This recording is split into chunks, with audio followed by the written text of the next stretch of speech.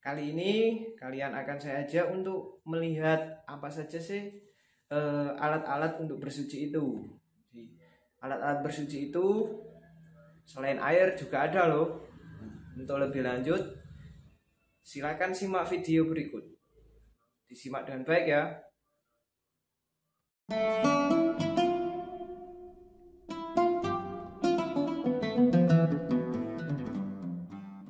Assalamualaikum warahmatullahi wabarakatuh.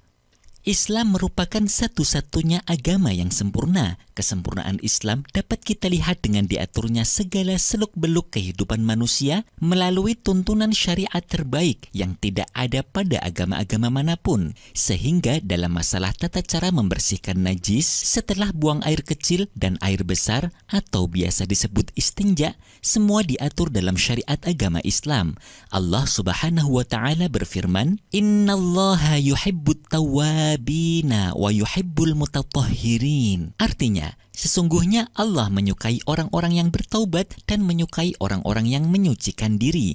Al-Quran Surah Al-Baqarah ayat 222.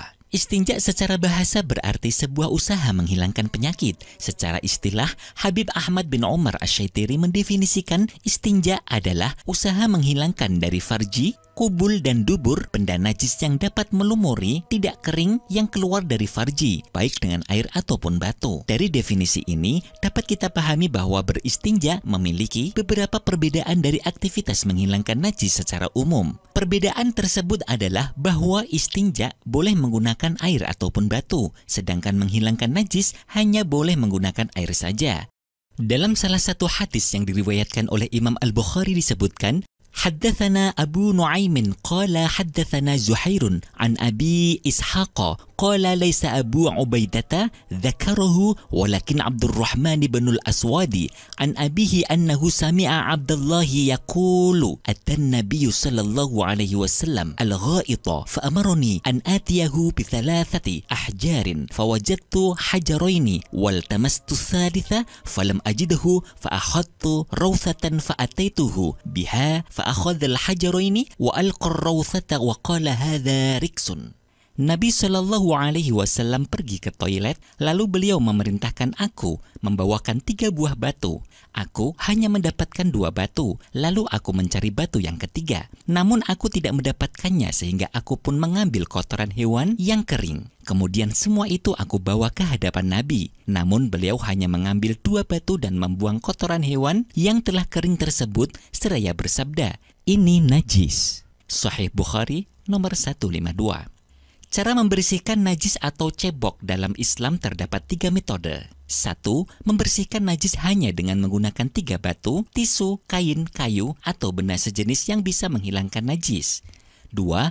Membersihkan hanya menggunakan air saja. 3. Membersihkan dengan menggunakan tisu, setelah itu baru menggunakan air.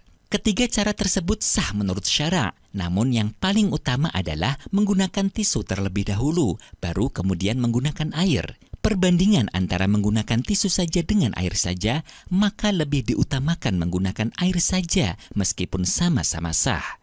Sahabat Muslim, syarat menggunakan tisu untuk membersihkan najis tidak harus dalam kondisi tidak ada air. Walaupun ada air melimpah, menggunakan tisu atau benda sejenis yang bisa mengangkat najis tetap dengan syarat. 1. Najis yang keluar hanya mengotori area kemaluan saja. Apabila najis sudah berpindah ke tempat lain seperti paha, kaki, atau pakaian, cara menghilangkan najis tersebut harus menggunakan air, tidak cukup menggunakan tisu saja. 2. Najis yang keluar tidak boleh bercampur benda lain seperti bedak, percikan air, pasir, dan benda lain yang menempel di tubuh.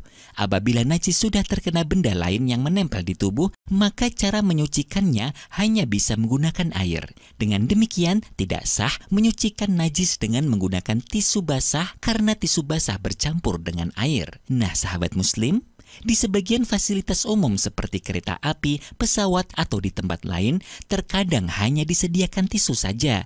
Maka dengan penjelasan ini dapat kita ketahui bersuci menggunakan tisu atau benda keras sejenis adalah sah dengan syarat 1. Tisu, batu, kayu, atau benda sejenis yang digunakan untuk bersuci harus terbuat dari material yang suci dan tidak terkontaminasi najis. Tidak boleh beristinja dengan kotoran sapi yang sudah mengeras misalnya.